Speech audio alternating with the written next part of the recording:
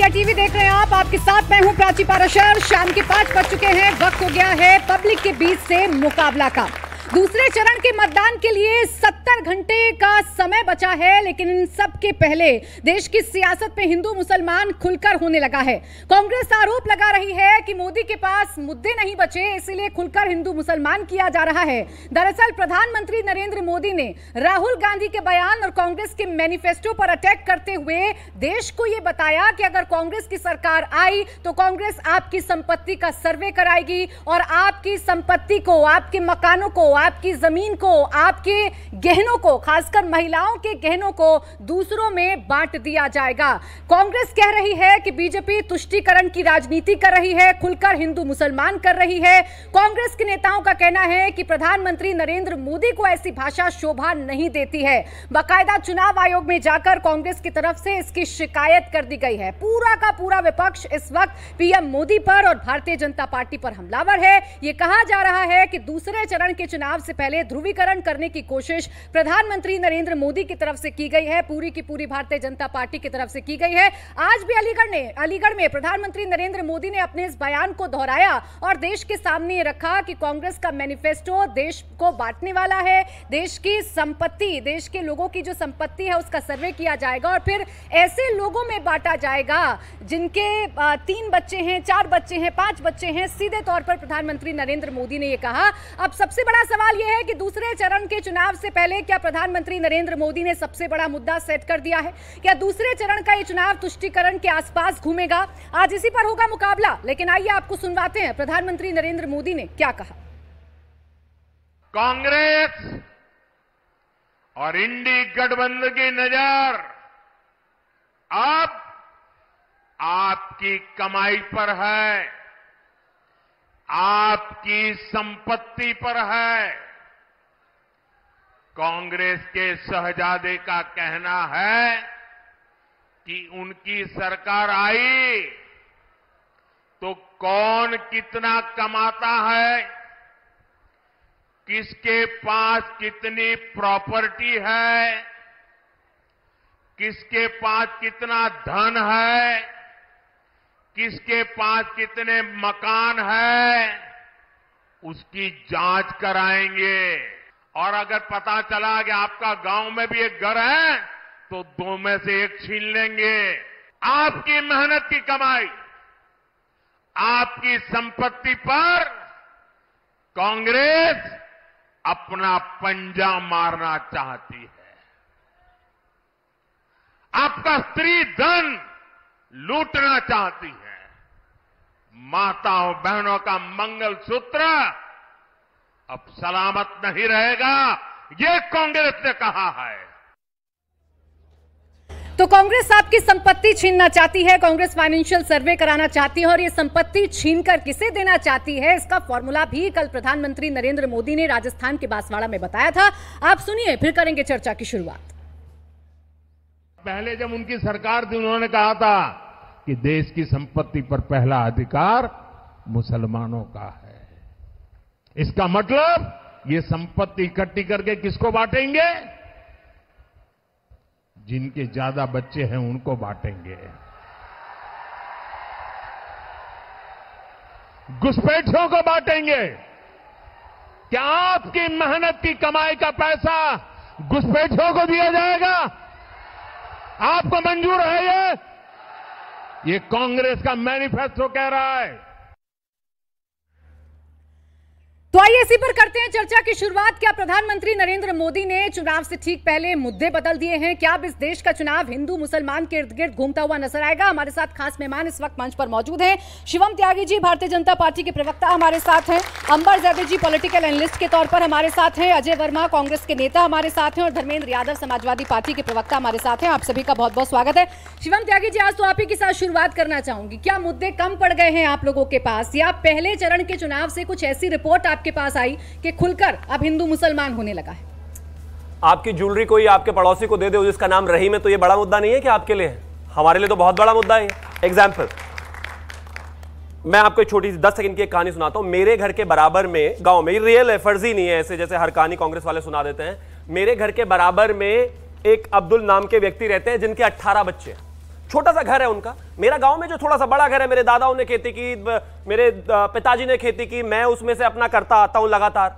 आज राहुल गांधी यहां पर खड़े होकर कह रहे हैं कि शिवम त्यागी की जो जमीन है, अगर उसका घर बड़ा है तो उसके 2 कमरे अब्दुल को, अगर उसकी जमीन ज्यादा है तो उसकी जमीन में से आधा जमीन अब्दुल को, अगर उसकी माताजी पर ज्वेलरी है जो उसके पिताजी ने मेहनत से बनवाई है तो आधी ज्वेलरी अब्दुल को, और इसके अलावा जितनी भी चीजें सुख संपत्ति उसने बनाई है उसका हर हिस्सा जिसके पास नहीं है उसको सोशो इकोनॉमिक बराबर करने के लिए आधा उसको। अब मुझे तो पता था ये सब होने वाला है, मैं आज ही अपने घर से ज्वेलरी निकाल कर ले आया, आपके सामने हिसाब भी दे देता हूं। ये लीजिए अजय जी, ये आपको गिनवा दे रहा हूं भाई, ये देख लेना, कल ये ना बोले ना ये कान में पहनने वाले हैं, है ना, और ये सारी चीजें जितनी भी हैं, ये हाथ वाला है, ये इकट्ठा करके दे दे रहा हूं। हर किसी के घर के बराबर में अब्दुल है, आपको जिसको देना हो दे देना। अब इंपॉर्टेंट विषय पर आते हैं। मुझे एक चीज बताइए, इस देश में क्या इस आधार पर होगा, जब शिवम त्यागी पढ़ाई कर रहा था तो जो अब्दुल का बेटा बराबर में पड़ोसी है वो भी पढ़ रहा था, उसको भी बराबर अपॉर्चुनिटी थी। अब्दुल का नाम तो कांग्रेस ने नहीं लिया ना तो राहुल गांधी ने अब्दुल का नाम लिया। बार बार जिस अब्दुल को आप मुद्दा बना रहे हैं, वो अब्दुल भी तो इस देश का ही रहने वाला है ना, वो माइनॉरिटी भी इस देश के ही है। पहला तो ये कि मेरी ज्वेलरी गिनवा दीजिएगा इनको, ये उसमें भी हेर फेर कर सकते हैं। और दूसरा ये, इन्होंने अब्दुल का नाम लिया नहीं, लेकिन ये सच्चाई है, इनके कर्म जो पुराने हैं वो ऐसे ही हैं। 5 अप्रैल 2014 को दिल्ली में रात को प्रधानमंत्री कार्यालय से एक कैबिनेट सेक्रेटरी नोट निकलता है जिसमें दिल्ली के लुटियंस में, जहां आपका पार्लियामेंट है, जहां आपका लाल किला है, वहां की 123 प्रॉपर्टी वक्फ बोर्ड को दे दी इन्होंने रातों रात। 2014 प्रधानमंत्री जब बने थे उनके चुनाव से सिर्फ 5 दिन पहले, सिर्फ 5 दिन पहले। अच्छा, माइनॉरिटीज का इनको इतना ही फिक्र है तो बताइए जरा गुरुद्वारे के लिए कितनी जमीन दी इन्होंने, बताइए SC/ST को कितनी जमीन दी इन्होंने, बताइए जैनियों को कितनी जमीन दी इन्होंने, बताइए बौद्धों को कितनी जमीन दी इन्होंने। इन्होंने किसको दिया? वक्फ को। तो क्यों ना कह दें हम। अब एक चीज बताइए, तेलंगाना में बच्चे सब बराबर पढ़ते हैं ना, और सबको रिजर्वेशन भी मिलता है जो आधार पर है, लेकिन तेलंगाना में 4% रिजर्वेशन सिर्फ मुसलमानों को उनके धर्म के आधार पर दे रहे हैं ये लोग। तो भैया ये आगे ये ज्वेलरी देंगे ना, लेकिन पूरी उम्मीद है। अलायंस बखूबी पढ़ रहे हैं अपनी पार्टी की बात करते करते, कांग्रेस ने जो नहीं कहा वो भी आपको बखूबी समझ में आ रहा है। अब मैं कैसे कहूं जब ये कहते हैं। अब मुझे एक चीज बताइए, इसका क्या अर्थ है? ये कहते हैं कि हम एक सोशियो इकोनॉमिक सर्वे कराएंगे, सर्वे के बाद हम क्या करेंगे, वेल्थ डिस्ट्रीब्यूशन का एक मॉडल हो, वेल्थ डिस्ट्रीब्यूट हो प्रॉपर तरीके से, सबके पास जाए। उसका क्या आधार है? रजत शर्मा जी ने अपने जीवन में एक अच्छा करियर शुरू किया पत्रकार बनके, इंडिया टीवी जैसी शानदार संस्था अपनी मेहनत से, अपनी लगन से खड़ी की। कल आकर कांग्रेस वाले कहने लगेंगे हमें भी 2 कमरे दो जी इसमें, क्योंकि आपके पास तो वेल्थ ज्यादा है। अरे जो पढ़ा ज्यादा, जो मेहनत ज्यादा किया उसने ज्यादा बना लिया, इसमें क्या दिक्कत है? अजय वर्मा जी, फॉर्मूला तो आपको समझाना होगा कि इसका क्या मतलब है कि आप फाइनेंशियल सर्वे करवाएंगे, आप इंस्टीट्यूशनल सर्वे करवाएंगे और जिसका जो हक है उसे आप देंगे। इसका क्या मतलब है? करना क्या चाहते हैं आप देश में? सबसे पहले तो मैं यहाँ हमारे बुद्धिजीवी वोटर और मतदाता और ये लोग बैठे हैं, सबसे पहले बैग रख लीजिए अभी लोग ये वापस, ये आपके सामने नहीं, वापस ये तो आपको अब्दुल को देना नहीं, देना नहीं, वापस कैसे? मैं तय करूंगा किसको देना। मेरा सबसे पहले सब आप लोगों के सामने है तो ध्यान रखिएगा इस बात। सबसे पहले तो आप सबको नमस्कार है। दूसरा, मैं अगर तेज बोलने से झूठ बदल जाता हो तो बहुत सारे लोग लाल किले के ऊपर खड़े होकर झूठ बोलेंगे, तो वो झूठ नहीं बदला, झूठ तो झूठ ही रहेगा। मित्रों, तेज बोलो, जोर से बोलो, सुबह बोलो, शाम बोलो, झूठ बोलो। देखिए, मंगलसूत्र एक इतनी पवित्र है, 70 करोड़ महिलाओं के लिए देश के प्रधानमंत्री आदर्श होते हैं, और वो कहते हैं हम विश्व गुरु बनने जा रहे हैं, हम विश्व गुरु हैं या नहीं, ये तो देश बता रहा है। लेकिन जब मंगलसूत्र पर वो अटैक करते हैं, कांग्रेस के किसी मैनिफेस्टो में 17 शिकायत हमने आज चुनाव आयोग से करी है और कल हम कोर्ट में जा रहे हैं कि भारत के प्रधानमंत्री पद पर रहते हुए हिंदुस्तान के 145 करोड़ लोगों में आप ये संवाद करेंगे तो इसका क्या मैसेज हिंदुस्तान में और संसार की नीतियों में जाएगा। 196 कंट्रियों में, वो पूरे देश में देखा कि वो बेटी जो हमारी विनेश फोगाट अभी गोल्ड मेडल के लिए जिसने भारत को क्वालिफाई करा है, उसको जब सड़कों पर दिल्ली की पुलिस, बीच में नहीं बोला था मैं, योगी की पुलिस, मोदी की पुलिस, अमित शाह की पुलिस ने घसीट कर मारा, तो भारत की बेटियां शर्मसार हुई, 70 करोड़ महिलाएं शर्मसार हुई, लेकिन प्रधानमंत्री 4 किलोमीटर मेरे सवाल से इन मुद्दों का कोई लेना देना नहीं। अब मैं आपके मुद्दों पे आ रहा हूं, सीधा पूछा कि फाइनेंशियल सर्वे और इंस्टीट्यूशनल सर्वे का मतलब समझा दीजिए, करना क्या चाहते हैं? देखिए, मैं कैसे यकीन कर लूं, एक शेर से मैं अभी थोड़ी देर पहले झूठ का विवरण दे रहे थे, मैं कहानी सुना रहे थे कि मैं कैसे यकीन कर लूं, वो दूर जाके रोए, मेरे पास से वो गुजरे, मेरा हाल तक नहीं पूछा।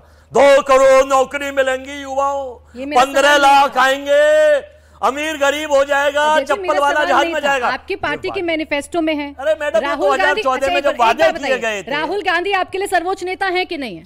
हाँ ना तो बताइए अपने नेता पर कंफ्यूजन। हमारे मैनिफेस्टो में ना मंगलसूत्र छीनने की बात है, और सबसे बड़ी बात यह समुदाय विशेष को तुष्टीकरण, समुदाय विशेष के ऊपर भगोड़ा कहना। यहाँ पर जनता भी बैठी है, वो सब जानती है। मैंने मंगलसूत्र का जिक्र नहीं किया। जो बीजेपी कह रही है मैं वो आपसे नहीं पूछ रही हूँ, मैं आपसे ही पूछ रही हूँ। मेरे सवाल का भी तो जवाब देंगे ना। मैं आपसे ही पूछ रही हूँ फाइनेंशियल सर्वे और इंस्टीट्यूशनल सर्वे का मतलब बता दीजिए, क्या करना चाहते हैं, कैसे लाएंगे? हाँ, देश का आर्थिक सर्वे इसलिए है कि अभी आर्थिक असमानता की रिपोर्ट ऑक्सफैम की आई थी कि भारत में 1% लोगों के पास 40% हिंदुस्तान का पैसा हो गया है, जो 2014 में इसका समीकरण नहीं था, और बाकी 99% के पास 60% है।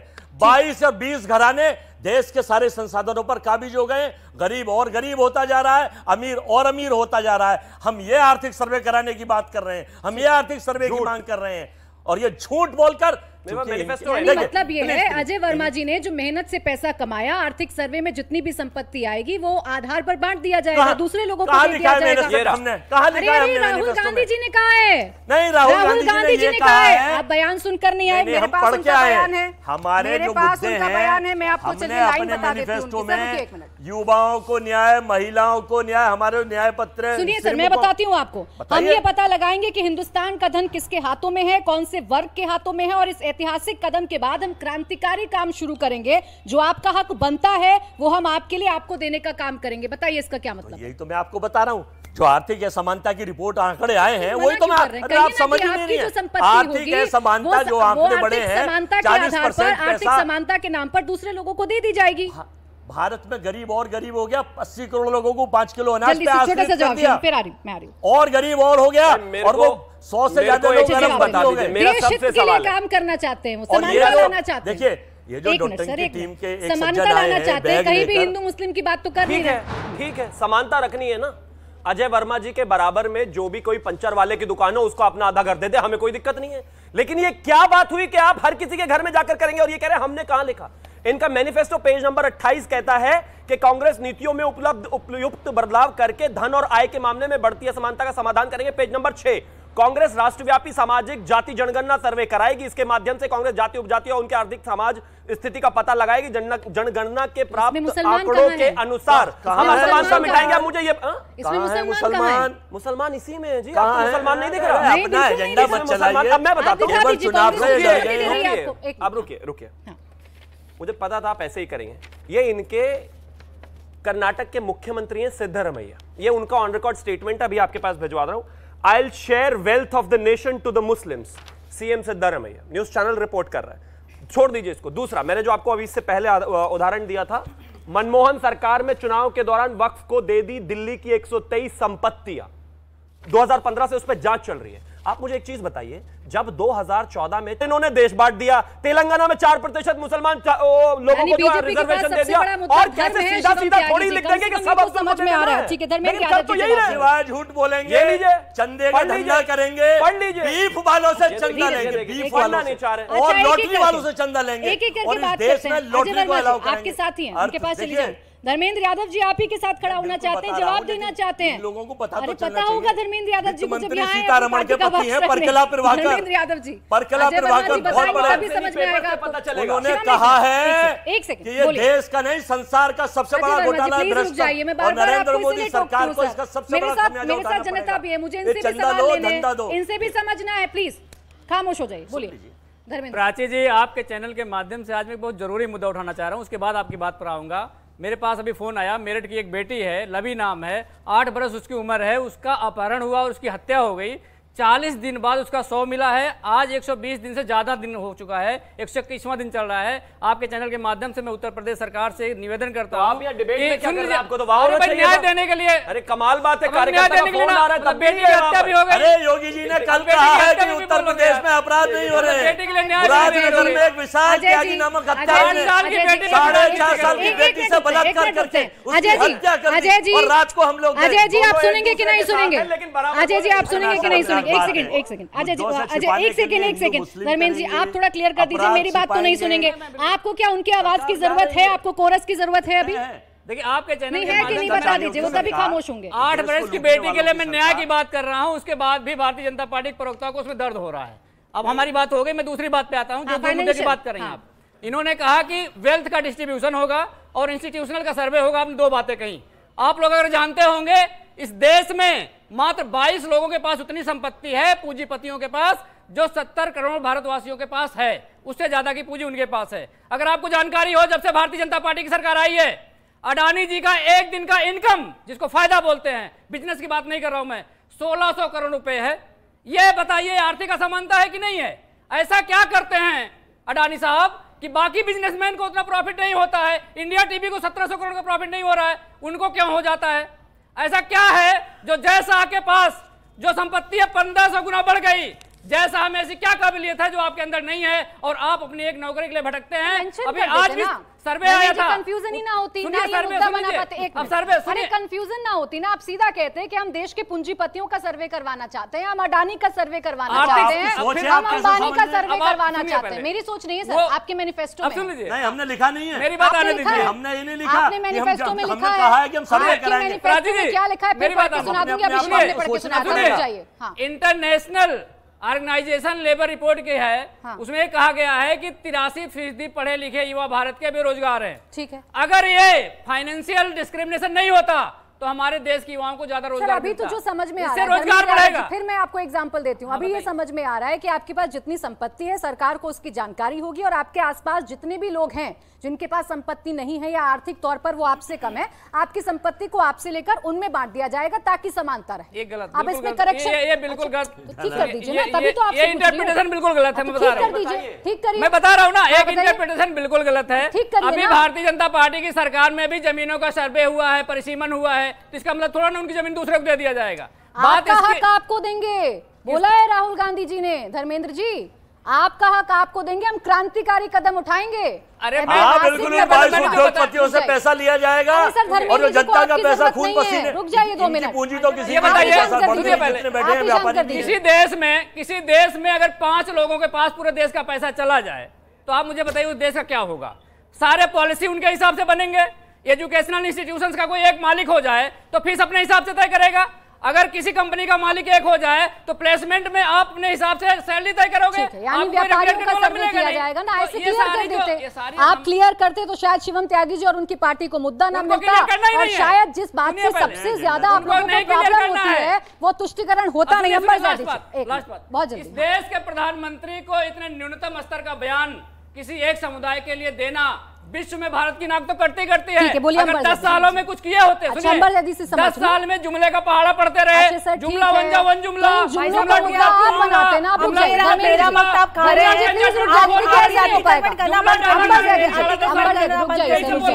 ये सरकार मुसलमान विरोधी है, ये सरकार हिंदू मुसलमान कर रही है चूंकि चुनाव जीतना है। ये आरोप आज से भारतीय जनता पार्टी पर, कल से जब से प्रधानमंत्री ने शाम 5:30 बजे के करीब ये बयान दिया था तब से लगातार आरोप लगाए जा रहे हैं। आपको भी ऐसा ही लग रहा है कि टारगेट कर रही है बीजेपी? बिल्कुल भी नहीं। देखिए, अभी यहाँ पर प्रधानमंत्री मोदी को लेकर दोनों ही भाई लोगों ने, समाजवादी और कांग्रेस के लोगों ने कहा कि प्रधानमंत्री होते हुए वो किसी एक जाति और विशेष वर्ग के लिए इस तरह की बात कैसे कर सकते हैं।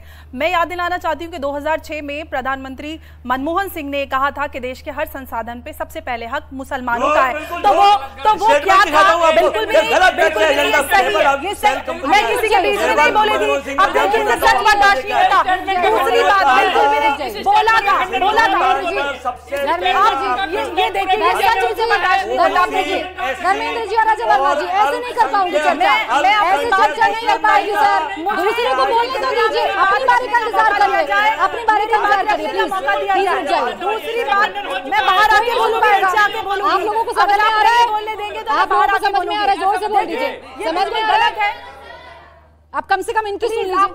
महिला अगर मुस्लिम है और एजेंडा में फिट नहीं होती तो ये उसको भी नहीं बोलने देंगे। सगे किसी के लिए है, कोई किसी की पूछे मुझे। देखिए, अगर आप जनता के सामने अपनी रक्षा बर्बाद कर रहे हैं तो आपको खामोश होना होगा। अजय वर्मा जी, देखिए, तो कांग्रेस की राजनीति ये रही है कि वो तुष्टीकरण की और मुस्लिम अपीसमेंट की राजनीति करती है। उनकी नीतियों को देख लीजिए आप, वक्फ एक्ट उठा के देख लीजिए, प्लेसेस ऑफ वर्शिप एक्ट उठा के देख लीजिए, राइट टू एजुकेशन एक्ट उठा के देख लीजिए। आप कितने ही सारी नीतियां हैं। मुस्लिम पर्सनल लॉ बोर्ड बनाए इन्होंने, संविधान की प्रस्तावना में इन्होंने सेक्युलर जोड़ा ताकि देश में सेक्युलरिज्म के नाम पर समाज को बांटा जा जा सके। और वेल्थ डिस्ट्रीब्यूशन की बात आती है तो 70 के दशक में वेस्ट बंगाल में वेल्थ डिस्ट्रीब्यूशन हुआ था, जिसमें अमीर हिंदुओं की प्रॉपर्टी गरीब मुसलमानों को, जबकि मुसलमान नहीं बल्कि जो लोग अतिक्रमण करके जिनको लाया जाता है। और बंगाल में, वेस्ट बंगाल में आप सबको पता है कि बांग्लादेश और रोहिंग्यास को वहां पर लाके बसाया जाता है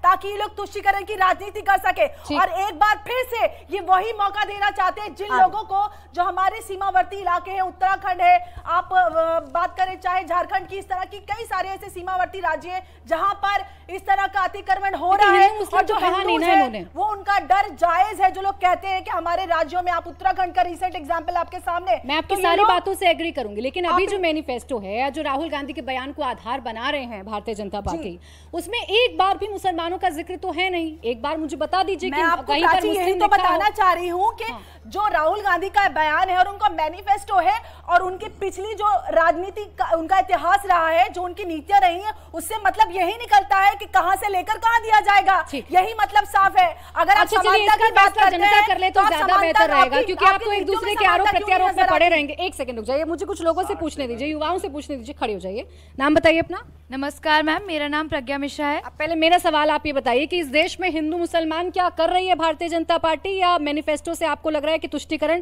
कांग्रेस कर रही है, हमारी संपत्ति बांटी जाएंगी? मैम मुझे तो यही लग रहा है कि मैनिफेस्टो से तुष्टीकरण हो रहा है। अब जैसे मैं एक यूथ हूँ, तो अगर मैं यूथ की बात करूँ तो आजकल बहुत बच्चे निकल रहे हैं जो एंटरप्रेन्योर बनना चाहते हैं और वो मतलब चाहते हैं कि वो बड़े बिजनेस खड़े करें। अब बड़े बिजनेस खड़े होंगे तो ऑब्वियसली उनके पास ज़्यादा पैसा होगा, उनके पास इन्वेस्टमेंट के लिए उनको खर्च करना होगा।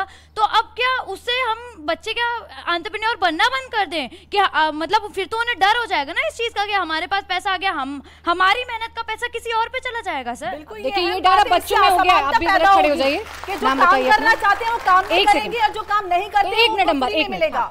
मैम श्रुति श्रीवास्तव। हाँ। और मैम हाँ, लैंड, ज़मीन, हमारी ज़मीनी, हमारी संपत्ति, ये ऐसी चीज़ें हैं जो एक इंसान अपनी पूरी जीवन लगा देता है कमाने में, और उसे तो आप नहीं ले सकते हैं क्योंकि वो उसका जीवन है। तो आपको भी यही समझ में आया कांग्रेस के मैनिफेस्टो में जो बीजेपी को समझ में आया?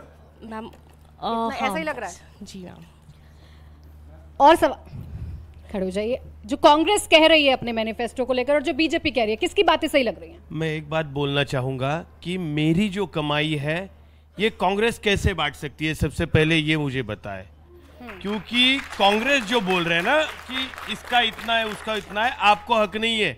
हमारे परदादा या कोई भी बड़े हो, उन्होंने कभी तो पसीना बहा के ये कमाया है। दूसरी एक बात जो अभी तुष्टीकरण की हो रही है, मेरे दोस्तों, मेरे भाइयों, हम युवा है, कभी तो विकास के बारे में बात कीजिए। कब तक हिंदू मुस्लिम पे झगड़ाते रहोगे? आप बोलिए। देखिए, हाँ खड़े हो जाइए। युवाओं का और भी सवाल है, फिर मैं आ रही हूँ। एक मिनट। आपको भी लग रहा है जो लड़ाई छिड़ गई है, ये लड़ाई कांग्रेस सही बोल रही है या बीजेपी सही बोल रही है? मैम डेफिनेटली बीजेपी सही बोल रही है, बिकॉज कांग्रेस पहले से ही एंड अभी भी वक्फ बोर्ड एक मुस्लिम ऑर्गेनाइजेशन है एंड उनसे टैक्स नहीं लिया जा रहा है, जबकि हिंदू देवी देवता और टेम्पल से टैक्स लिया जा रहा है हर एक स्टेट में।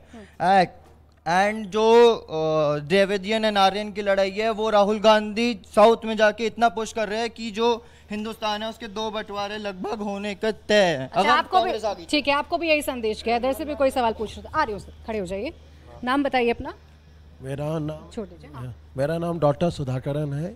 1978 की बात करें, उससे पहले जो प्रॉपर्टी थी वो हमारा मौलिक अधिकार था, 7वां फंडामेंटल राइट था। 1978 में अमेंडमेंट लाया गया और आज आपका सरकार ने सारा प्रॉपर्टी ले ली। अगर यही सारी चीजें करते रहेंगे तो फिर क्या बचेगा, हम अपने परिवार वालों को क्या देंगे? अब एक एक करके अजय वर्मा जी और धर्मेंद्र यादव जी दोनों जवाब दीजिएगा, क्योंकि ये सारे सवाल आप ही की तरफ इशारा कर रहे हैं। मैं ले लूंगी अभी, आप चिंता मत करिए, सबके सवाल आएंगे, बस आप जवाब दे दीजिएगा। हाँ, ये तय करेंगे। आ रही हूँ सर, आ रही हूँ। एक जवाब दिया जा रहा है, एक का जवाब दे रहे हैं, उनसे भी पूछ लो। देखिए, इस देश में जो नैरेटिव सेट करा जा रहा है चुनाव जीतने। अच्छा ठीक है, पहले ये बताइए, ये आप ना पूछे, वो एंकर है, आप जवाब देते ही नहीं सीधा। अच्छा बीच में नहीं, अच्छा आप पूछ दीजिए, मैं पूछ लूंगी। मेरे से नफरत मत करो, आप पूछ दीजिए। वक्त को 123 प्रॉपर्टी क्यों दी लुटेस दिल्ली? सीडी लेके आते हैं आईटी सेल से और उसी को लाके पढ़ के सुनाते हैं और कुछ नहीं करते। न्यूज़पेपर है, मुझे पता है सीडी वहीं की आई हुई है।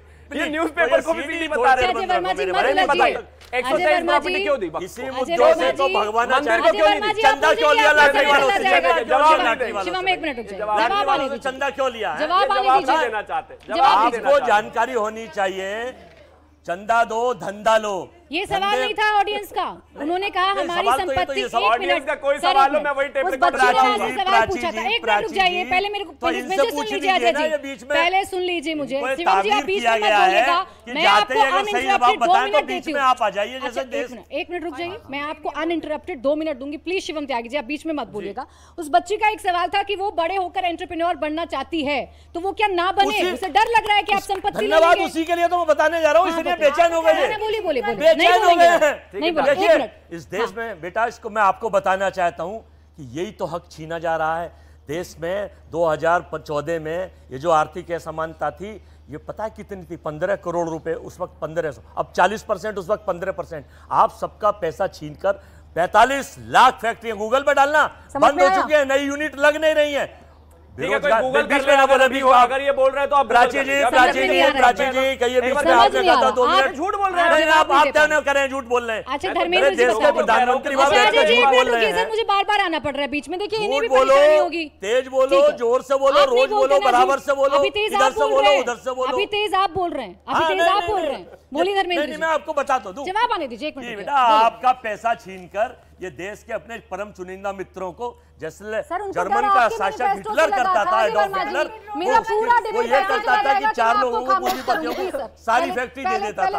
हमारे यहाँ भी गरीबों का हक छीना जा रहा है। 99-80 करोड़ लोगों को 5 किलो अनाज पे आश्रित करा जा रहा है, और जब तक आप समझेंगी ना तब तक देर हो जाएगी। पार्टी का हक क्यों खा रहे हैं? क्यों उनका स्पेस खा रहे हैं? आपके साथी है ना, तो बोलने दीजिए उनका स्पेस क्यों खा रहे हैं? यहाँ तो एकता का परिचय दीजिए। बोलिए कांग्रेसी है भाई, सेलोटेप लाओ तब तक रुकेंगे नहीं। शिवम त्यागी जी एक मिनट। हाँ बोलिए। रुक जाइए, इसका सवाल बहुत वाजिब है। मैं बिल्कुल ईमानदारी से जवाब दे रहा हूँ आपको।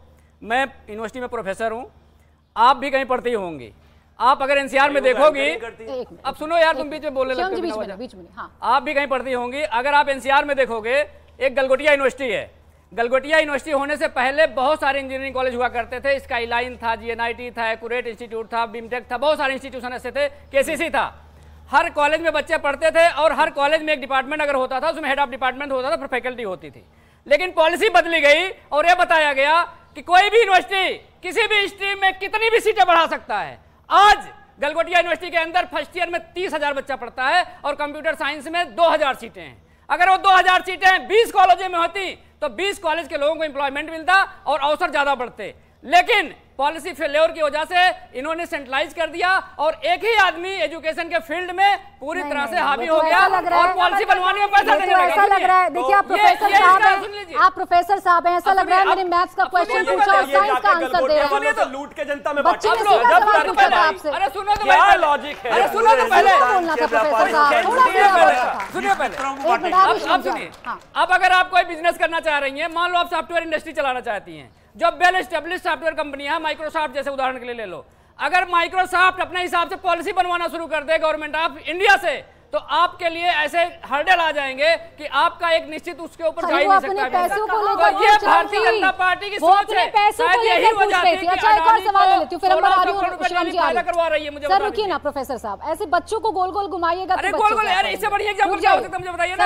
अगर सैटिस्फाइड नहीं हो तो मुझे पूछिए, बताइए, दोबारा पूछिए। मेरा नाम अरविंद कुमार वर्मा है और मैं आम आदमी हूँ। जरा सुनिए भाई साहब, सुनिए। अरे सुन लीजिए सर, देखिए सुनिए सर। अब मेरे साथ एक मिनट बेटा, सर एक मिनट रुक जाइए प्लीज, आप लोग मत बहस में पड़िए, इधर से और भी सवाल हैं, बोलिए। मेरा नाम अरविंद कुमार वर्मा है और मैं आम आदमी हूँ। ये जो हिंदू मुस्लिम कर रहा है, ये बीजेपी कर रहा है। क्यों कर रहा है? उनको दिखाई दे रहा है हम हार रहे हैं, क्योंकि उनके पास कोई नीतियां ही नहीं रह गई हैं।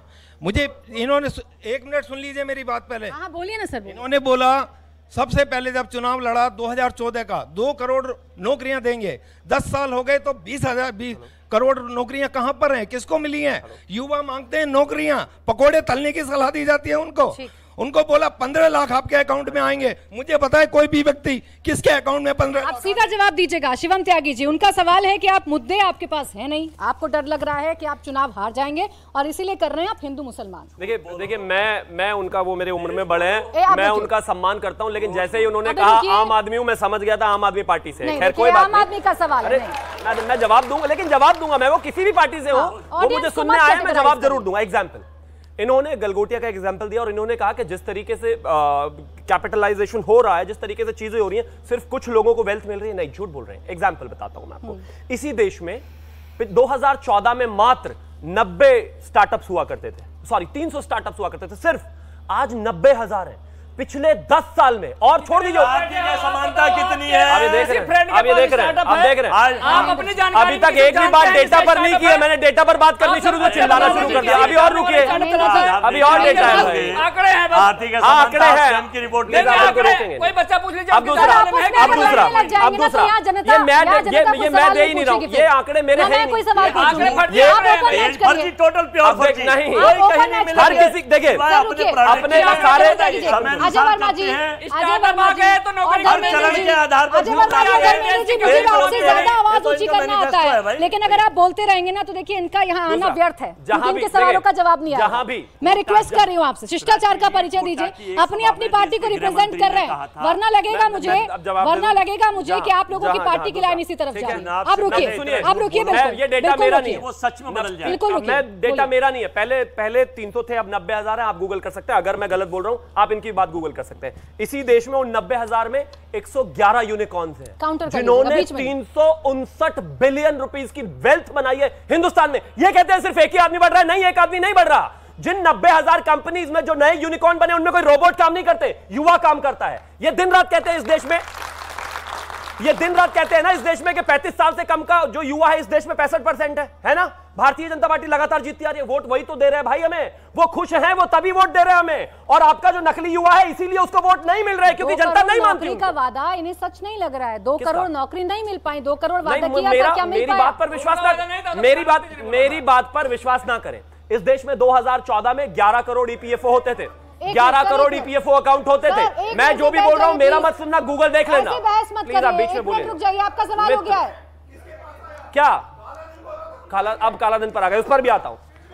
अरे उस पर भी आता हूं, सुनते लीजिए, नाराज कैसे हो? नहीं आए ना, मेरा काम मुझे करने दीजिए सर, बैठ जाइए। कोई बात नहीं, एक सवाल और ले लीजिए, मैं समाजवादी वाला थोड़ी ना भागूंगा। बोलिए। Thank you. अब दूसरे पर आता हूं। रुक जाइए सर, रुक जाइए। उन्होंने कहा रोजगार 16 करोड़, उन्होंने कहा रोजगार कहां है, यानी कि 10 साल हो गए तो 20 करोड़ रोजगार होने चाहिए थे। आपको मैं अभी डेटा दे रहा हूं। इस देश में 2014 में 11 करोड़ ईपीएफओ अकाउंट्स हुआ करते थे।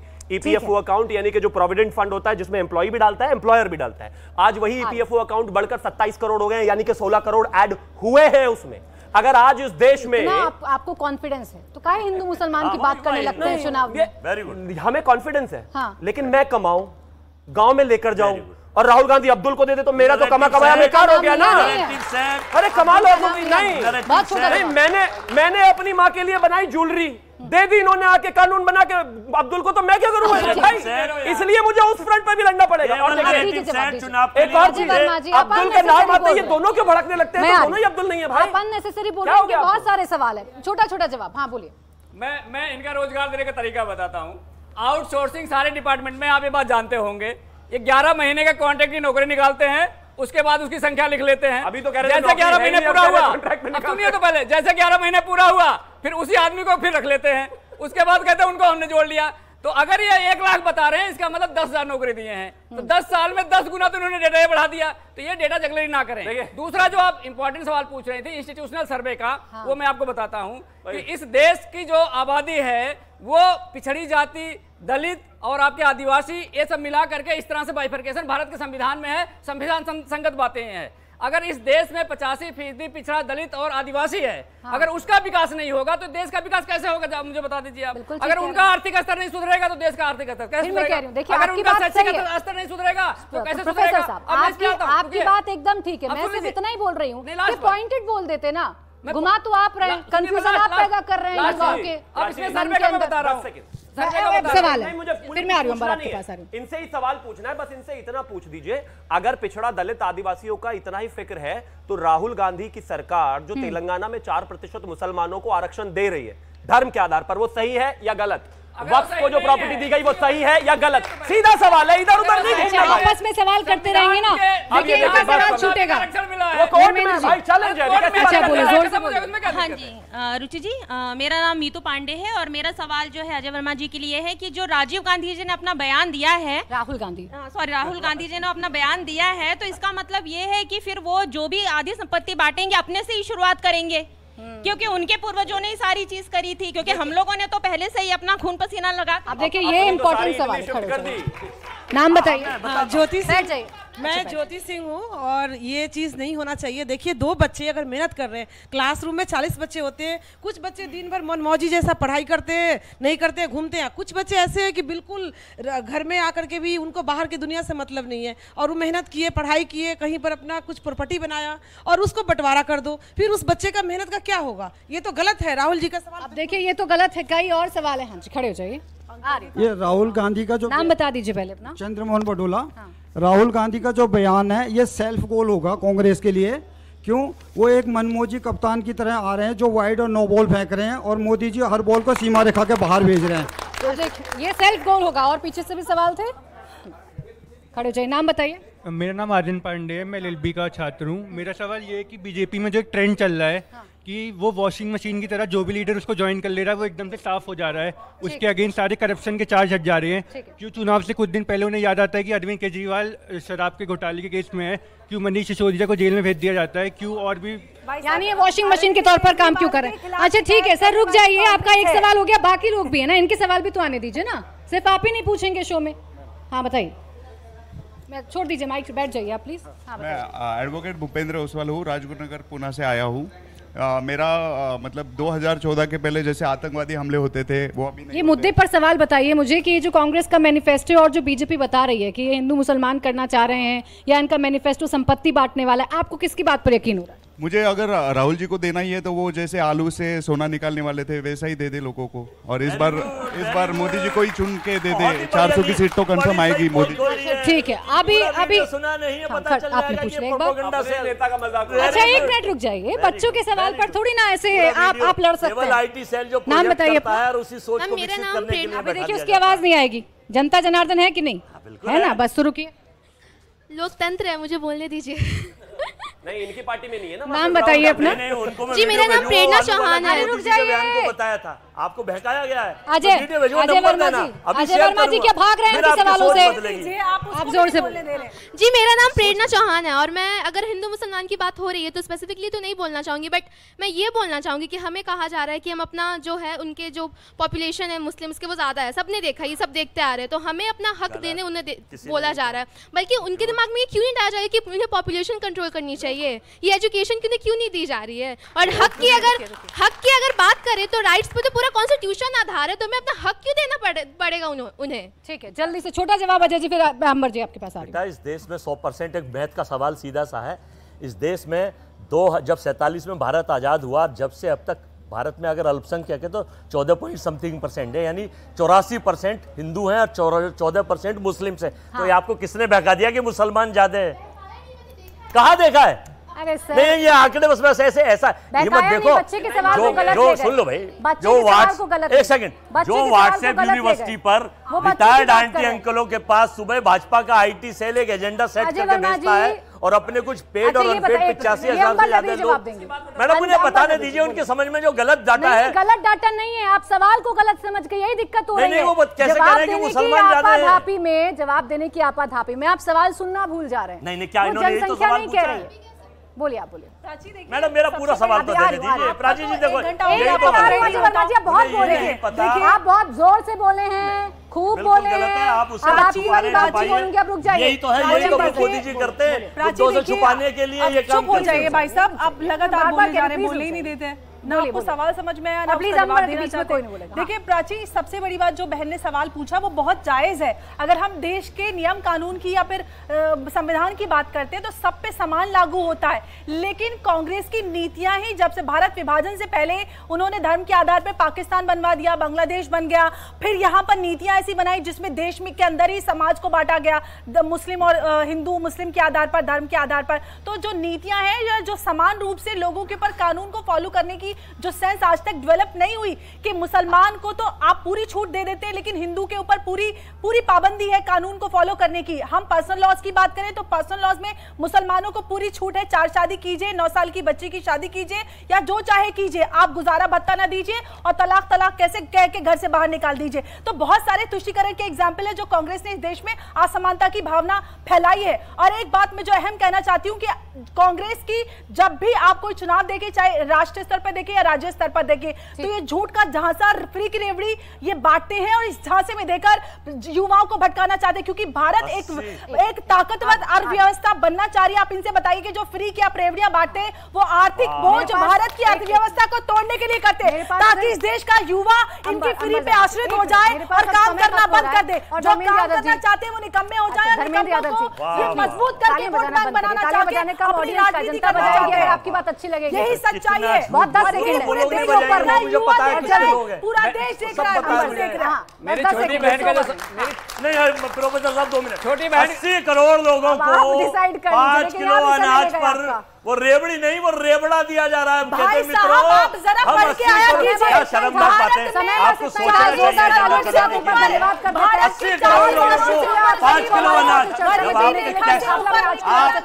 वक्त एक छोटे से ब्रेक का है, ब्रेक के उस पार आपको बताएंगे ईसी से कांग्रेस ने क्या शिकायत प्रधानमंत्री नरेंद्र मोदी की है और उन्हें क्या भरोसा दिया गया।